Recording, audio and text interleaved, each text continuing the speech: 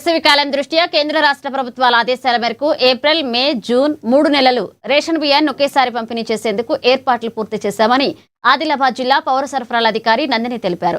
లబ్ధిదారులకు వేసవిలో ఎలాంటి ఇబ్బందులు ఎదుర్కోకుండా ఉండేందుకే ప్రభుత్వం ఈ ముందస్తు చర్యలు చేపట్టిందన్నారు. ఏప్రిల్ 1వ తేదీ నుంచి రేషన్ దుకాణాల నుంచి కార్డుదారులు 3 నెలల బియ్యం తీసుకోవాలన్నారు.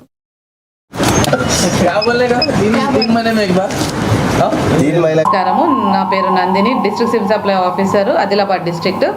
అందరు ప్రజలకు తెలియజేయడం ఏంటనగా గవర్నమెంట్ 3 నెలల రేషన్ ఇస్తుంది కాబట్టి అందరూ కూడా రేషన్ షాప్లకు వెళ్ళి తమ బయోమెట్రిక్ ఇచ్చి రేషన్ డ్రా చేసి దాన్ని వినియోగించుకోవాల్సిందిగా కోరుతున్నాము. ఎండాకాలము చూసేసి ఎండాకాలం కాబట్టి ప్రజలకు ఇబ్బంది కాకుండా గవర్నమెంట్ పంపిణీ చేస్తుంది కాబట్టి అందరు సద్వినియోగం చేసుకోండి.